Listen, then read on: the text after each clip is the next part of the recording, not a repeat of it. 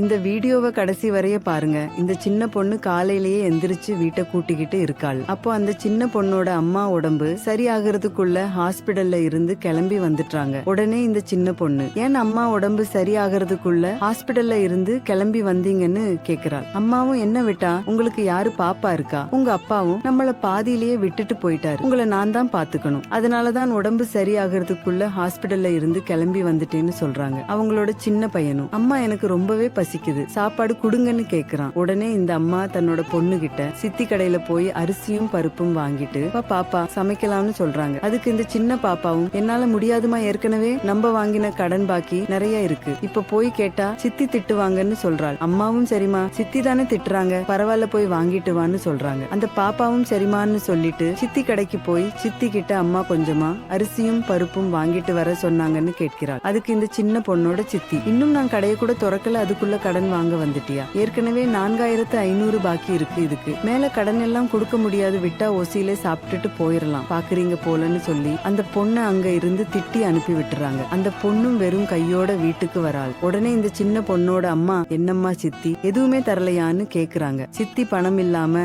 எந்த பொருளுமே இனிமே கொடுக்க மாட்டேன்னு சொல்லிட்டாங்க அம்மான்னு சொல்றாள். உடனே இந்த லேடியும், சரிமா நீ தம்பிய பாத்துக்கோன்னு சொல்லிட்டு பக்கத்து வீட்டுக்கு கடன் வாங்க போறாங்க. கொஞ்ச நேரம் கழிச்சு வீட்டுல இருக்க சின்ன பையனும், அம்மா எங்க போனாங்க, எனக்கு ரொம்பவே பசிக்குதுன்னு சொல்றான். உடனே இந்த சின்ன பையனோட அக்காவும், இங்கேயே பத்திரமா இரு தம்பி, அக்கா கொஞ்ச நேரத்துல வந்துடுறேன்னு சொல்லிட்டு அங்க இருந்து போறா. சித்தி கடைக்கு ஓடி வந்து அங்க இருக்க பிஸ்கட் பாக்கெட்டை எடுத்துட்டு ஓடிடுறா. உடனே இந்த சித்தியும் அங்க நிக்கிற ஆளு கிட்ட, அந்த பொண்ணை புடிங்க, என்னோட பிஸ்கட் பாக்கெட் திருடிட்டு ஓடுறாள்னு சொல்றாங்க. இந்த லாயரும் பின்னாடியே துரத்திட்டு ஓடுறாரு. இந்த சின்ன பொண்ணு திருடிட்டு வந்த பிஸ்கட் பாக்கெட் தன்னோட தம்பிக்கு பிரிச்சு கொடுக்கறா. அந்த சின்ன பையனும் பசியில வேகமா சாப்பிடுறான். பின்னாடியே இந்த பொண்ணை துரத்திக்கிட்டு வந்த நபரும் இந்த சின்ன பையன் பிஸ்கட்டை சாப்பிடுவத பார்த்த உடனே அவரோட கண்ணே கலங்கி போயிருது. உடனே இந்த ஆளு அந்த பாப்பா கிட்ட, உன்னோட தம்பிக்காக தான் இந்த பிஸ்கட்டை எடுத்துட்டு ஓடி வந்தியான்னு கேக்குறாரு. அப்போ அந்த பொண்ணும் அந்த சின்ன பையனும் கையெடுத்து கும்பிட்டு, எங்க அப்பா கொஞ்ச நாளைக்கு முன்னாடி தான் இறந்து போனார், எங்க அம்மாவுக்கு உடம்பு சரியில்லை, வீட்டுல சமைக்க எதுவும் இல்லை, அதனாலதான் என்னோட தம்பி பசிக்குதுன்னு சொன்ன உடனே பிஸ்கட்டை எடுத்துட்டு ஓடி வந்தேன், அவன் பசி தாங்க மாட்டான் சார், அதனாலதான் பிஸ்கட்டை திருடிட்டு வந்தேன்னு சொல்றார். அவரும் அதை கேட்டுட்டு அழுதுபடியே அங்க இருந்து கிளம்பி வந்துட்டாரு. இந்த சின்ன பொண்ணோட சித்தி வந்து, எங்க அந்த திருடிய புடிச்சீங்களான்னு கேக்குறாங்க. அதுக்கு இந்த ஆளு, அந்த சின்ன பொண்ணு எடுத்துட்டு போன பிஸ்கட்டுக்கு நான் உங்களுக்கு பணம் கொடுத்துறேன், அவளை எதுவும் பண்ணாதீங்கன்னு சொல்லிட்டு, உலகத்திலேயே தீராத நோய்னா